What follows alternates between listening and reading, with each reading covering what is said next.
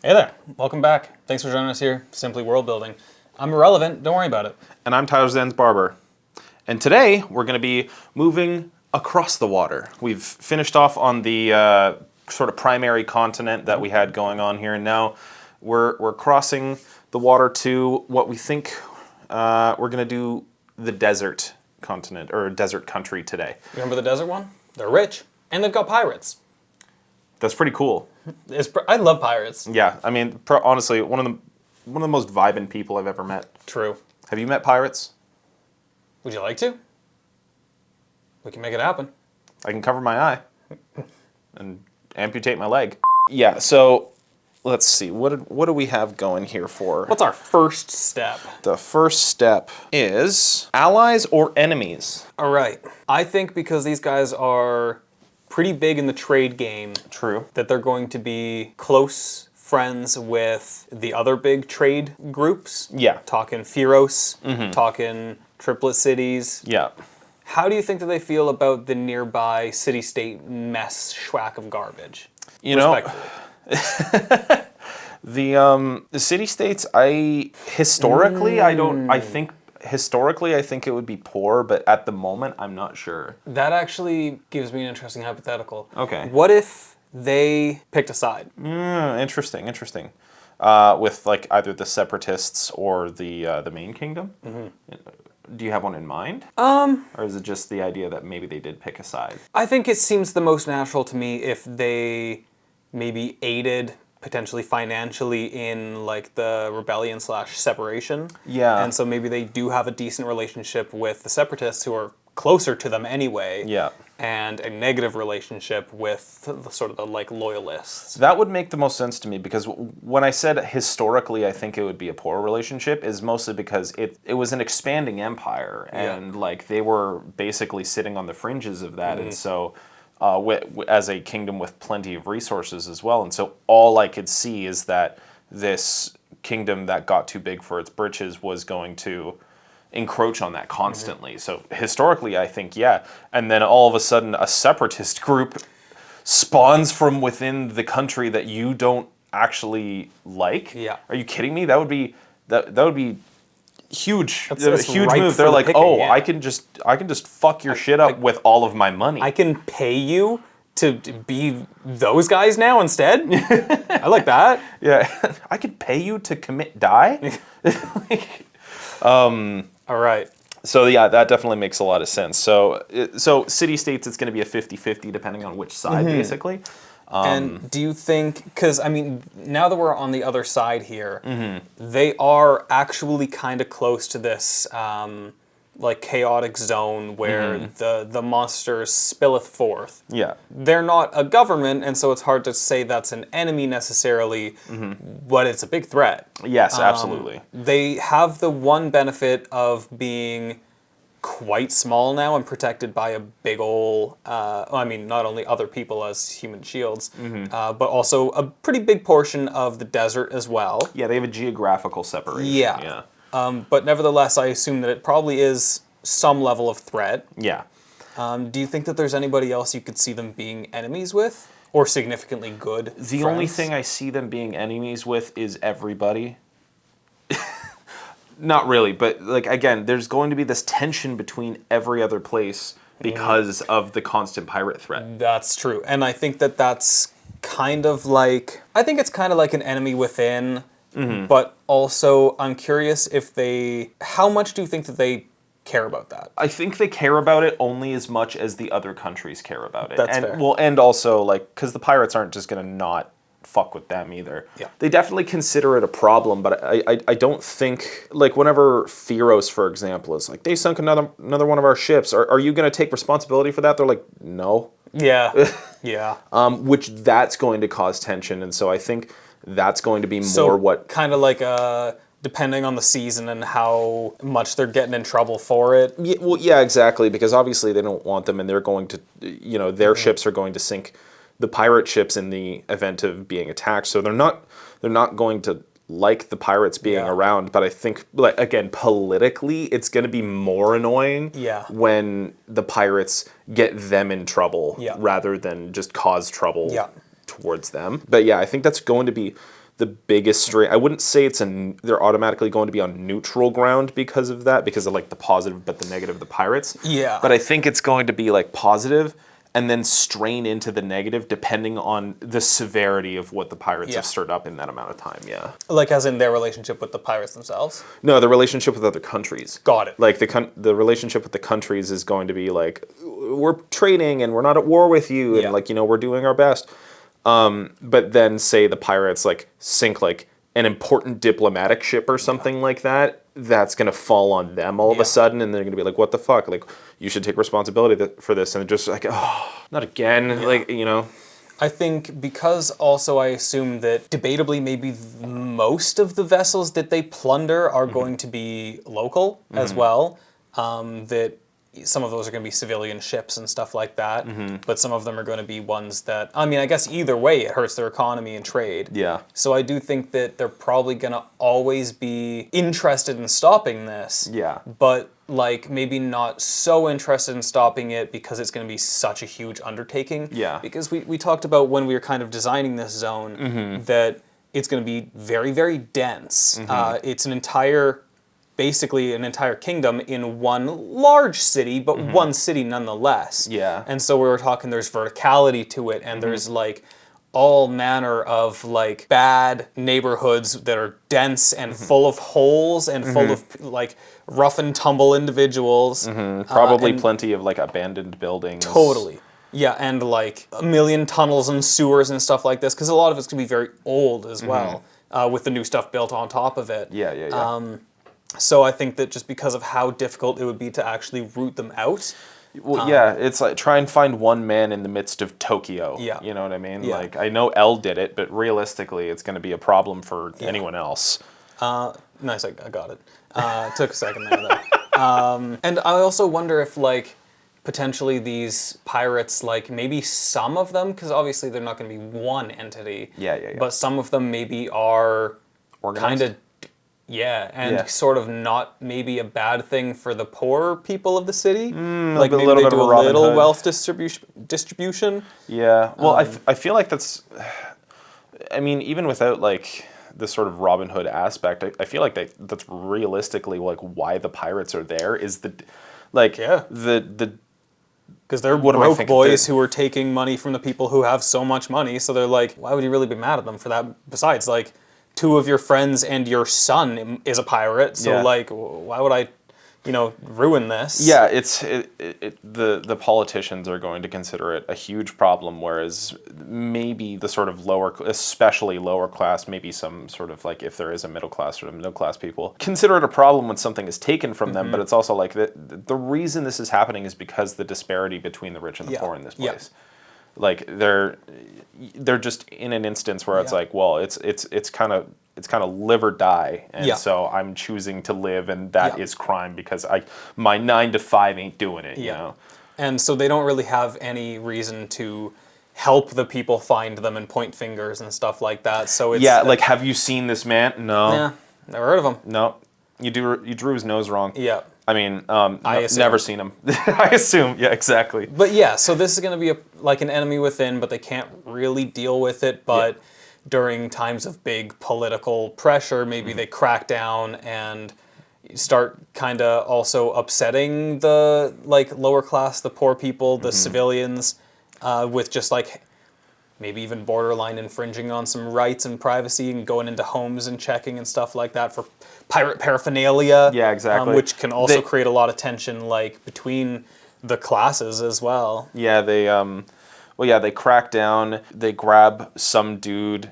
that may or may not even be like one of the high-end pirates. They're like, see Firos, we caught the guy. Yeah. We got him, and then everything kind of goes back to normal, but someone's head has to fly for it, and I think it's not going to be uncommon for them to just have grabbed some sort of look-alike, and just because they're like, there's no way we can find. Yeah, exactly. So yeah, I don't think that's out of the question either. So their biggest enemy is themselves. But then also the loyalist guys next door and also monsters. But because they're significant in the trading game, most people are usually happy with them. And then infringing on like come on, guys, this is getting too far. You got to do something about your problem. Yeah. But friends, for the most part, with everybody else. Yeah, I definitely think so. Another thing that kind of came up in my brain is the fact that, because these guys have historically the most contact with the Titans as well. For sure, yeah. Because we've talked about the sort of last Titan that's hidden beneath the desert. That it isn't like, it's not in the public consciousness at this point, but I feel like the Titans are going to be something that is significant to these people in one way or another. And is that going to make them diametrically opposed to the Leviathans in any particular way? Because obviously no one's going to like them unless it's like they consider it some sort of deity. But I feel like on this side of the map, they're going to be considered more of a problem. Yeah. You know what I mean? Rather than like in... well, it's in their backyard, right? Yeah, exactly. And so it's a problem for them rather than some of the ones over on the other side, on the other side that, they might be considered deities or something like that to people. It's going to be a problem, but so that's normal. But are these people going to be even more opposed to it for like maybe religious reasons or cultural reasons? I mean, I would say it's going to be kind of up to the individual whether like seeking out this vengeance is worth their time versus just giving in and making that dough. But I would assume that yes, like in general, anybody who is informed, so maybe not the people who don't have enough money to have the time to worry about those things, would probably, have some beef with these guys. Yeah, actually, that might be another thing. It's like maybe sort of a bit of a saying is, not a direct saying, but I could feel like a, what am I trying to think of here? Just like a way people think in the lower class there is like, okay, well, you can either be poor and starve, you can go sail on the seas and steal, or you can become a monster hunter, basically, or a Leviathan hunter. Yeah, you got a couple of choices. Because we were kind of considering at least the Leviathan hunters to be, I think, primarily like from the city-states area. But this isn't too far off. No, it's not. And I think that it would be pretty cool if like, because they don't necessarily have a lot of direct access unless they're trekking through the desert. But I think it'd be pretty neat if like... Well, you could take a ship. Exactly. Sometimes you hop on a ship, or like maybe you get sponsored and the city-states are like, we're doing an expedition, like we're looking for mercenaries. Who's in? They go and hit the slums and they start offering up gold to go hunt some monsters. And they're like, yeah, I do actually hate monsters and I like gold. So like I'm in. So I think the sort of, Leviathan hunter thing... Despite the fact that we kind of placed it here, I think there would be a large presence of it within for sure. within this place as well. I think that really handles enemies for the most part because there's not much to say because it's both positive and negative all throughout. But okay, so economic status and development. I mean, we kind of covered that a little bit already, but I think that like in the grand scheme of things as a nation. Very, very wealthy and very developed, but confined to a small area. And then also the actual like distribution of the wealth, not very good. Yeah, exactly. But because the wealth is so vast for like the upper class that like when you even it all out, they're a wealthy place. Yeah. And they're a developed If you added up coin by coin to every country, they are going to absolutely be up there. Now you spread it out per capita, that's going to be different. But yeah, because, and I guess that's kind of another thing these people do as well, because we thought there was going to be like these sort of interesting like ancient relics out within the desert as well too. So I guess, it's like you can fight monsters, go out into the sea or go out into the desert.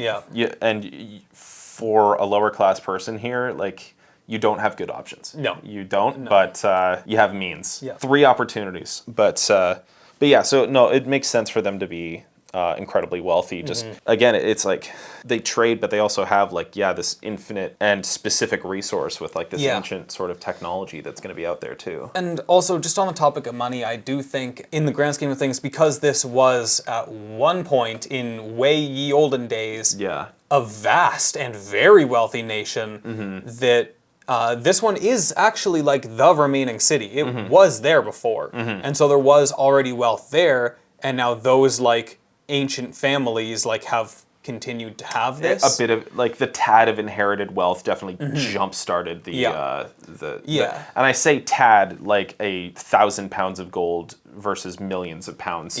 Like because like this may have been the like dirtiest, worst city, the poorest city of the entire nation. Yeah. But like compared to a lot of places, still very wealthy. Yeah. And then everywhere else all of a sudden turns into sand, and you're like, Shit. you guys want to come over here? Yeah. Like, yeah. join us? Not necessarily that this place was forest. No, not necessarily. But for it could have example, been. yeah. But no, that makes a lot of sense. But yeah, so it's rich as fuck. But yeah, we see a 1% is an understatement. Yeah. It's like 0.001% or less. Like there's going to be a handful of families, an intensely populated area. Yeah, and I do think as well that there's going to be a middle class. And I think that's basically anybody who maybe did come back from an expedition to one of their three choices. Yeah. And had some cash and then bought a ship and started trading and didn't get sunk the first time, and now they have a second ship. Like, I do think that there is a middle class, and that's basically the traders. I think, well, yeah, I was going to say, I think the middle class is basically going to be Like a merchant class, essentially. merchant class, and this is the thing, is I think they're essentially going to be working for the rich people. Yeah. And like the poor people are going to have, like, they'll have or not have jobs, but like it's not like they're not working for somebody. Yeah. This is the thing, is like I feel like these handful of families that hold all the wealth are going to be, their money's got to go somewhere. It's not like they're not spending it. And so it's considered this massive luxury to work within, to basically work around them so you can pick up the scraps, you know what I mean? And that basically, it's such an immense amount that it creates the middle class, you know what I mean? So yeah, it's like you're going to be the traders of the people who own that gigantic company and stuff like that. And so yeah, you're going to pick up the amount of wealth it takes for them to run the businesses and stuff like that, but that's even going to be a small percent of people. I think it's like you're going to have that microcosm of the super rich people, and then maybe like 1 in 10 people is like okay off. Which would just make sense, because there kind of has to be that distance in this sort of economy, definitely. So yeah, I guess that kind of covers that, unless you had something else. No, that's all I was thinking. Cultural norms and taboos. That's an interesting one. This one, I think, it has a lot of potential for a really interesting old culture and taboo. Yeah, you're thing. right. So it could be even like the really weird things that for some reason just made it through time. I can't think of any off the top of my head, but Well, we did have a because there's also these giant arches in this place, and so we were saying that there is a bit of a I think we mentioned that the idea of like the threshold or the passageway into a home or something like that actually being considered a bit of a sacred thing. And so actually that could make a lot of sense. Like trespassing, it could be something that's considered very, very. That's a really cool idea. I like that. Well, that would even buy into the lower class being really upset when they overstep their bounds and then they come into your house. Their homes. Yeah, exactly. totally. And so it's like they're kind of breaking this sort of sacred ancient rule, but the rich don't care. No, exactly. Yeah. Unless they're too rich to care about like if the peasants are bothered by them. Like whatever. Yeah. Your house is my house. I could buy you. You know what I mean? Like that energy. Yeah, exactly. And so that would be an interesting thing to not only cause a regular amount of tension, but an increased amount of tension because of the cultural norm of like you don't come into someone's house unless they ask you. Yeah, I think that's actually really Vampires hate this place. They never make it. Yeah. So yeah, I think that's definitely 10 places vampires don't want you to know about. Number 1 will shock you. So yeah, I think that could be a very easy taboo to put in there. That's kind of snuck in there from ancient times. Yeah, that's a really good idea. There's this sort of ancient technology as well. I feel like there's probably got to be something that revolves around that. I just had like a random thought too. Okay, shoot. What if like, because they've always been sandy, and what if like returning home after a journey, they have some sort of thing to like, you know, put it behind you, like your home, like something like throwing sand over your shoulder or something like that to like signify like, yeah, the journey is behind me, I'm home now, I'm putting on my boots or whatever, that kind of thing. Interesting. Because I think that, go ahead. Sorry, just like, so the idea of coming back from a place and being home is also part of it. I guess that would also tie into the same mental image of like the threshold and the archways as well. But yeah, exactly what is done is kind of a good question, because yeah, you could do something like some sort of small quote unquote ritual like that. I'm not sure how this would have developed exactly, but maybe like the idea that if you do go somewhere, you bring something back a little bit for everyone. That could be easily something, because again, if you're living in this sort of desolate place, and then you actually go somewhere that has like food and water and resources and stuff like that, I feel like it would be almost frowned upon to not bring back a little something for at least your close family. Yeah. So that could also be kind of tied into that as well. So they'll have, some level of like sort of, and it can even be unique to people, but like some sort of significance in the idea of returning from a journey, and probably also leaving on a journey as well. Yeah. But also I was thinking in the same sort of vein of like sharing and stuff like that. They have a very small amount of space and a very large amount of people. And I think that that's going to kind of lead to a bit of a like recyclists mentality. Okay. You only have so much space, you only have so much resources, because otherwise it's sand everywhere. That like, I think especially among like the lower class, there's going to be a big like push to collect and reuse things. And reuse space especially. Because it's very hard to sprawl out here, because there's not very far you can go. First off, you're building on sand, and second, you start getting into dangerous territory and actually shifting desert. And so then also like you can't be too close to the sea because it's sand. So like if a storm comes, all of a sudden the beach is gone. Like so you got little space, you got little resources. So just the idea of like wasting things is more of a problem than it would be for like an average civilization or something like that. Whether that be space or resources or time. Because if you're like, let's say that you're building a stall for a shop, you want to start doing stuff, it's all going to be out of like recycled materials that you're able to either find in like spots where people maybe like leave things that they don't want or need, or maybe you're like buying somebody else's like bits of their shop after they close down or something like that. But like basically everybody is constantly like reusing the same stuff if they want. Well, that might even be exacerbated by the fact that they will be also using the scraps of, again, there's these rich people. Like consider like it's just going to go so far down the line where it's like the wealthy are going to have this technology that they use, and then they're going to choose to be wasteful with it because they probably don't like super appreciate it. And so maybe that falls down to the middle class, and then it continues down. And so they end up like the entire like lower city and lower class is assembled from the bits and pieces of what came above it. Yeah, because the only like, let's say for instance, the wood. The only like wood that is coming into the city is brought in by ships for people who have more money than you. And then they're going to do stuff like use it to build. So like the only way that you're getting wood, if you're too broke to have a ship to go get it, or to pay somebody who is going to make a lot of money off of that wood, because it's in high demand, it's going to cost too much money for you. So you're going to wait until there's some scrap wood available and make do with it. Or steal it. But you didn't get that idea from me. But yeah, again, that feeds even more into the sort of like why the pirates are such a thing, is because like the scarcity is such a problem that like they have to go out and fetch stuff and basically inject it into the lower class and middle class. Like there's no wood available and your wife has just had a baby, so I guess more than likely you've had a baby as well. Yeah, he needs to, the baby needs to eat some wood. Yeah, well I was thinking like a crib. A crypt. Tiny little pyramid for the baby.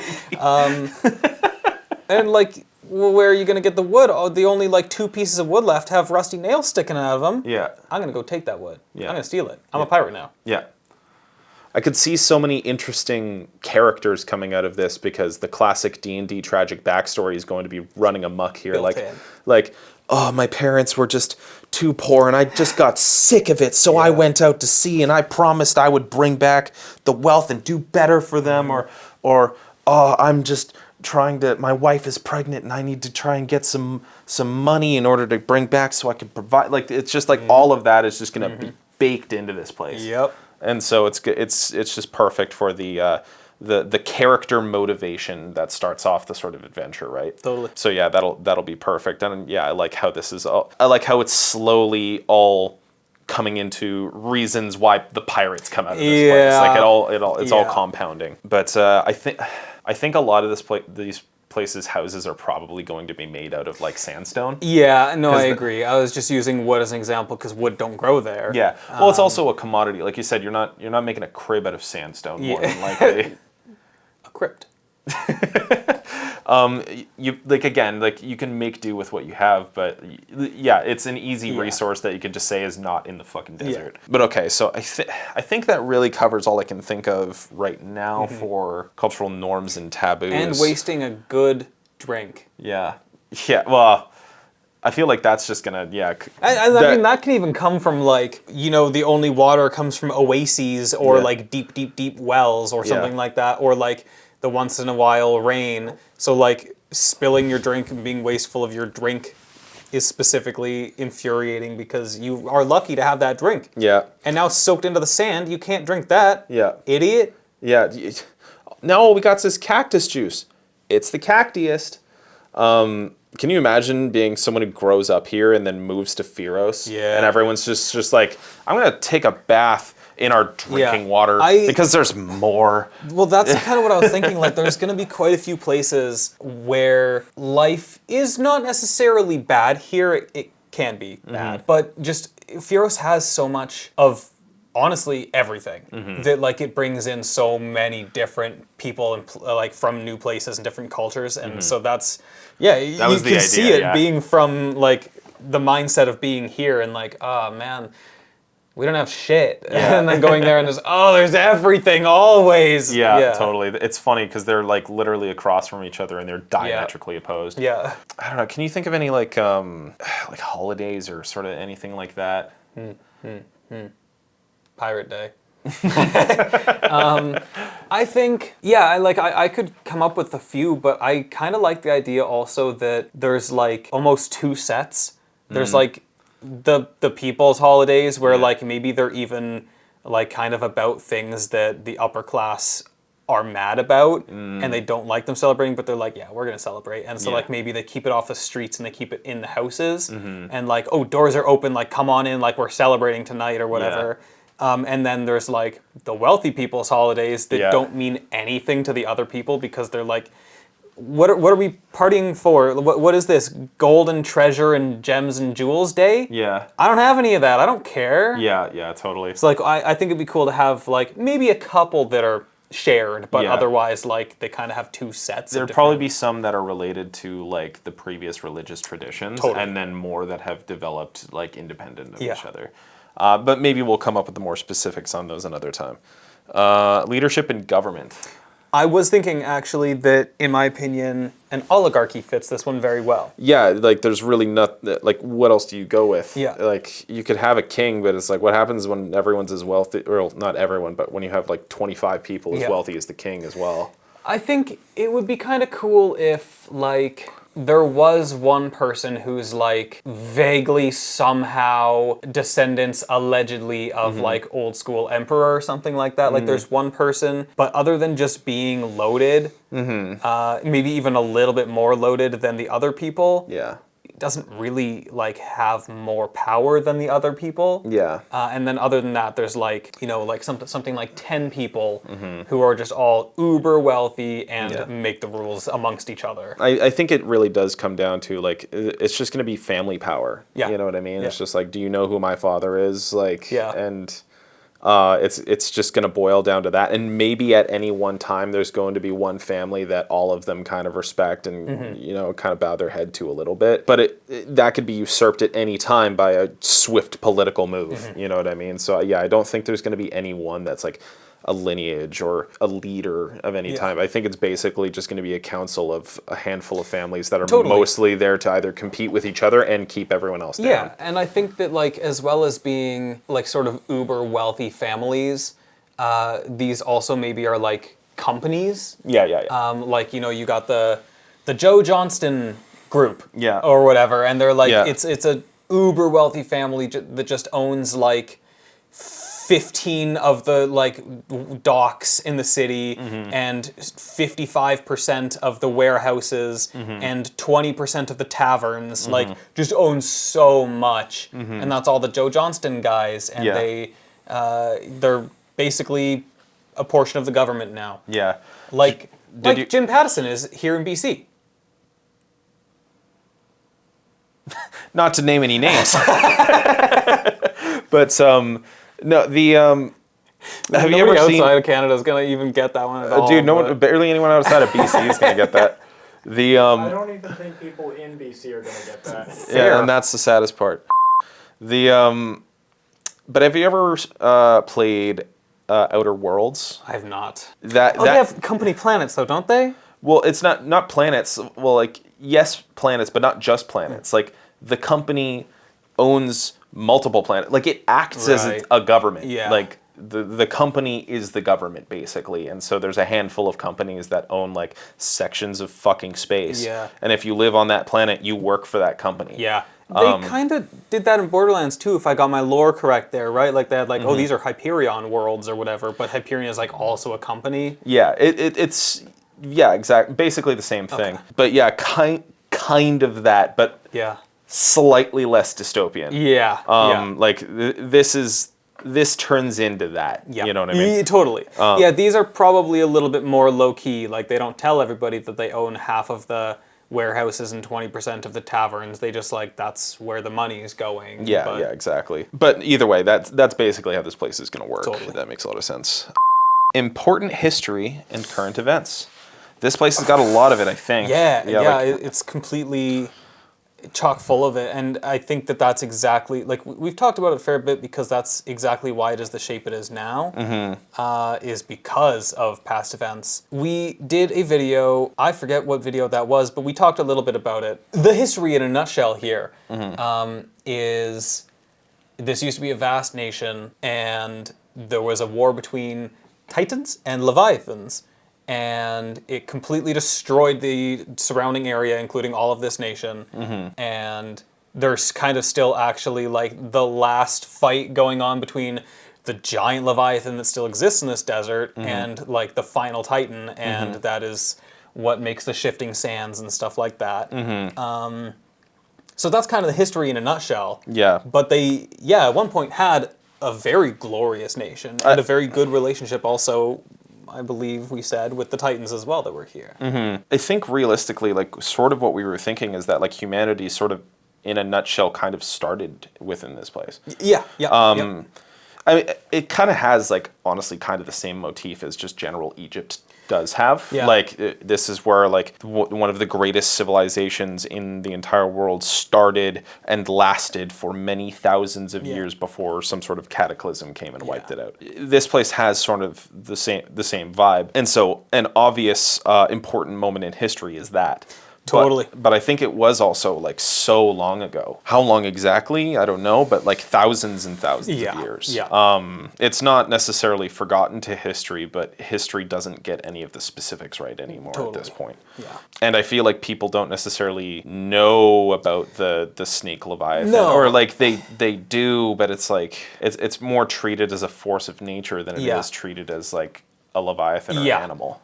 I think that a lot of the history ends up coming from people who do trips into the desert and come back with artifacts. Yeah, they're more uncovering it rather than recounting it. Totally. Yeah, totally. And so they kind of have like adjacent but parallel ideas of things. Like they're like, there was a horrific thing, and like this city still stands though, and that's what's important. Yeah. And then they're kind of like determining what the horrific event was and all that kind of thing.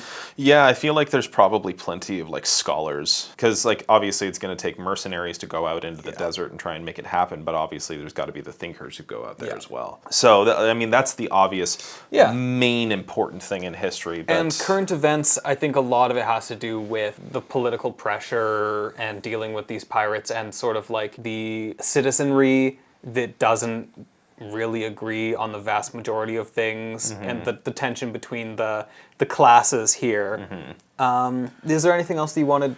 I mean, I think that it would be cool to have them still be a little bit involved with the specific politics of the city-states. And there's ongoing clashes, but not an outright war at the time with them. Yeah. Like sparse border disputes and stuff like that. Okay. So I think that it'd be cool to have them just kind of like still stirring the pot there as well. Well, I mean, the Badlands, like the city-state that's within the Badlands is probably going, because like they don't have control over where their Leviathan goes. The Badlands, like sort of walking city crab, is going to encroach. Yep. And then move away, and so I feel like that's going to cause its own problems off the bat. And then yeah, you're right. Like there's probably I feel like the primary kingdom within the city-states is going to have the most beef all the fucking time. Like they're just going to be a whiny bitch because it's like not only do they have these historical problems, but now the pirates keep fucking their shit up. Yeah. And so they're like, you have to do something about this, and it's like, what do you want me to do about it? And like, so yeah, that's going to flare up a lot of the time, especially with a whole bunch of hoity-toity oligarchs as well, who feel they're better than this kingdom anyway, because they're like, well, we have more money now than you ever did, so like, what the fuck are you gonna do? So that's gonna cause problems as well. I feel like a solid brewing rebellion is also just gonna be current events. For sure. I Yeah. think that it's kind of indisputable that there is violence and tension between these people. Like, I think it would be kind of cool to just like say and put down and make canon that at the current time there is actual clashes between like the guards and just the common folk. And maybe it's not like all the time, but like, you know, if somebody comes and grabs somebody who they suspect of stealing, then like there could just straight up be like a riot that just sparks. Yeah. Like there's so much fuel, and any little spark is enough to like make a riot at this point. Yeah, totally. And as well as I think there might be an interesting thing if like there is like a rebellion, and in this sort of Robin Hood way that you're talking about, that's actively trying to steal from the rich. But I think it might be interesting if just like how it ends up working out is because the oligarchs are just completely separated. Oh, yeah. It's like there's these guys and then the middle class and then the lower class, right? Well, and also I think just like visually, because there's so much like verticality to it, it's kind of interesting that in some places of the city that is literally the case. Yeah. Where they're living over top of them and their waste hits the streets where the lower class is living. But I think it might be interesting, just as like this would be I think more of an interesting thing if you were like in the world playing it out. Like you were a character within this world and you're in the lower class area seeing how this happens, that it ends up actually being more of a war between the lower class and the middle class than actually in the upper class, because That's your true. ability None of that to affects them, right? Yeah. They're so detached from it. And so they're like, oh, you know, another shipment got stolen by the pirates. Okay, I'm not exactly pleased about it, but realistically, it doesn't actually affect me that much. Oh, well. But who it does affect is the guy who owned that ship, who now half of his crew is dead, and his entire month's paycheck is no longer there. Yeah. And so, yeah, it actually ends up kind of not solving the issue, but like, also, this is where I think it would be very interesting, where if you had like player characters who came in and actually made the difference, you know what I mean? Like, I feel like there's this sort of war between the lower class and upper class, but currently it's not able to breach. Yeah. It's not able to breach this point, and so a set of player characters or an adventuring party come in and actually make the means to reach up there possible. And so it's kind of a bit of it's another one of those sort of brewing plot lines that you can just kind of set there and then see what happens. Definitely. So either way, I think it would be cool if it's current, like again, it's current events, it's like that, but then you're waiting for either any of your characters to come in to jump in and do it. and make that problem solvable. So yeah, I think that's the current events within the rebellion. Now we're just rocking vibe. Vibe?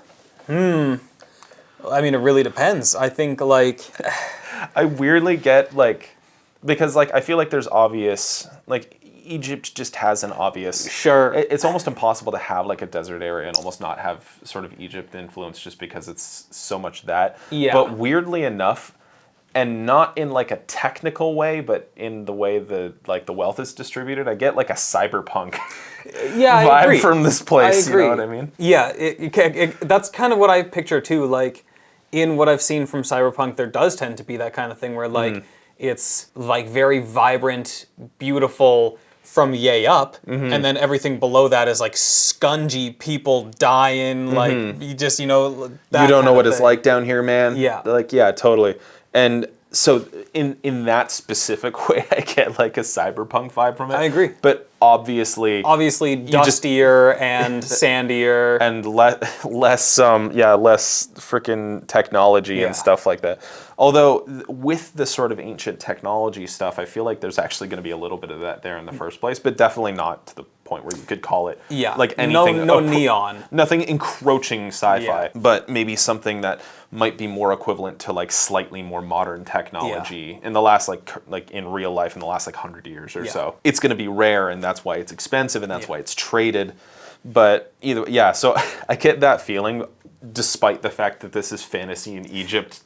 Coded like all the way through. Yeah. It's such an interesting place because like I would want to see it just because of the dichotomy, I agree. I feel like the upper echelon is like probably one of the most beautiful places you could probably totally ever go. Yeah. There's some stunning architecture and beauty, and then if you pan the camera down 30 degrees, like you see the brutality of this dichotomy between the classes and stuff like that. Yeah, exactly. So the vibe: sandy, dusty, bloody. And all that's left is the flag. So what do we got going for us here? Let's start drawing some. Let's just drop a little something. In the same vein, because we also need a name. True. And I have an idea for the name. Oh, okay. We got to run through our handy dandy translator. Yeah. And then change it. Okay. TM. But I want it to have something to do with like basically this place being like the jewel of the desert or something like that. Like I want it to be kind of like jewel diamond in the rough, very singular. Yeah, basically like being like the last remaining jewel of this vast wealth, this big treasure trove that was this wealthy nation before, and it's just the last little gem. Yeah, interesting. So I know that our Pharos map flag is not necessarily dissimilar to what I'm about to describe. Okay. But something like a plain sand-coated flag, and then like something simple to represent like a gem or something like that. Pardon me, in the center. I feel like the arches have to be in there somewhere. Now that's a good point. Because they're such a cultural symbol these guys. You're right. Yeah. Okay, so what if it is a sandy flag? Okay. Arch. Yeah. Big fancy arch. Yeah. Gem in the middle of it. Sounds pretty good. Let's toy around with it a little bit, and I think let's get the name because that might have something. We'll be right back. We could have it split again. Yeah, something just like that. We could do that. That's fun. Oh my god! That's the one that caught fire. Yeah. We're back. We have come up with a flag. I think it looks pretty dope. Check out our stupid shitty version. And now, the better shitty version. No, I'm kidding. Yeah. No, the better version. So we know the sort of arch motif is definitely going to be something that is going to ring true in this place. So it had to be on the flag. But considering it's a bit of a, like, it has this ancient history, but what is currently existing in this place is a lot of sailing culture, and sailing is definitely going to be a very important piece. So the two kind of squiggly bits on the side sort of represent sails as well, and then the gem to represent the wealth in the center. And in a way also, like, we didn't necessarily discuss this, but it does kind of evoke the idea of, like, we've already talked about coming home, entering archways, homes, doors, whatever, is a big thing. And the fact that there is a jewel, this city being a jewel, resting within between the archway that we've talked about also being like a big archway at the sort of like front of the bay, and then the sails and the blue makes it kind of feel like, you know, you're returning home on a sailing voyage. You see your home through the archway. It is a little bit of a visual provocation as well. But yeah, so that's it. And so the name of this place, Zewalla. Zewall. Wait, no. Zewalla. Yes, nailed it. It was close, guys. Come on. A's and L's are hard. You created the spelling. I did. Zewalla. But yeah, so Zewalla. Try and really get the E in there. Yep. Yeah. There is an E. Yeah. Did I say there was an E or did I say it was an A? I genuinely... It's you did I'll play it back real quick. Zewalla. Thank you. You did indeed confirm an E to the best of my memory. Okay. But yeah, so this I hesitate to call it a city-state because it is a country. Like it's a country that consists of one city. Yeah, but that city's territory expands out throughout the entirety of the desert. Totally. So this place, the city country of Zewalla. But yeah, so we've got everything set up for us to dive in deeper to this place. So I guess that completes our second pass through this area. I'm excited. It's a cool place, man. Yeah. I do want to jump in for that third pass. So, yeah. Yeah. I'm excited. But anyway, thank you for watching. Remember to subscribe and we will see you in the end card. Hey there. Welcome to the end card. Thanks for watching the episode. And if you'd like to, give us a little bit of support. Give us a like and a subscribe. We'd really super duper appreciate it. And if you do leave a comment, you actually might get featured in the episode like the next few folks are going to see here. So I got one here from... Enhance. So we have a comment here from ZenryZap3831. So this was to do with our local luxuries short where we were talking about how having local alcohols and stuff like that can actually make your world feel a little bit more full and kind of cool, have cool collectibles for your players to get. They say, mead works great for this. Mead is traditionally made from honey, which can vary widely in taste from region to region because of the flower types of other plants. You can really trickle down from the mead too. Start with the mead, then go to where it's made, from where it's made to where the honey is collected, from where the honey is collected to how it's collected and nearby flowers. Is it just wildflowers or are there a lot of daisies nearby? Does it taste different in the summer when the local tomato plants are flowering? Then you can go into flora and fauna and other stuff. That's so freaking cool there, Zenry. You exemplified exactly what I was trying to get across in that entire thing, because the best part of trying like the local alcohols and stuff is the fact that something about it is going to be different than something you'll get somewhere else.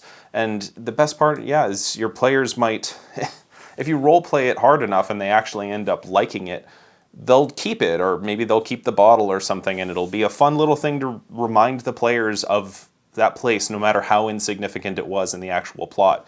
So thank you. You really made my point excellently, and we learned a little along the way as well. So thank you, Zenry. You should play Stardew Valley. I haven't. Don't lynch me. Consider it. I shall. It's good and you get to make your own honeys. Can I do that not 30 hours into the game? Anyway. Next comment. We've got one here from a short that we were talking about character backstories and how you can have different things other than both your parents being dead. This comment comes from Deadly Scoots. DM to party. All right, I get it. You're all without fathers. Necromancer Warlock. I'm not. I fucking love my dad. Compilation of father-son activities between a necromancer and skeleton. Push me! Yeah, wee! Like throwing the ball. I love the idea of the on the swing where like actually the kid's pushing the skeleton dad and the dad just like falls off. Crumbles into bones. There's sawdust on my hands. Oh my god. You're so silly. Yeah. He's the dead again because he's crumbled. Thank you for your comment, Deadly Scoots. That was fun. That was incredible. Oh my god. How do I even go on after that? So I got one here from Deoxyplasmic. BBEG. It's time for you all to die. Party. We're on break. Oh, okay, but yeah, we prefer some self-time for our break, so... Oh. Yeah. Okay. Sad BBEG. Yeah. Sad BBEG noises. Well, yeah, okay. All right, well, if you... Can somebody cast Hold Person on me? Sad. Poor guy. All he wanted was to destroy everything and everyone. And I think that that's so valid. Yeah, honestly. So thank you, Deoxyplasmic. That was a absolute stellar comment. I have one from the same video about short rests. It was divisive.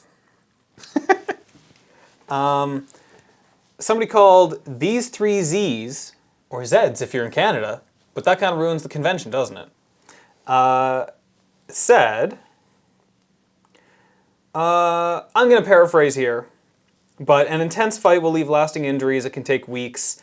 Basically, these 3 Zs says that in their game, a short rest can take a full day to a week for minor wounds, and a long rest is however long it takes for all wounds to heal.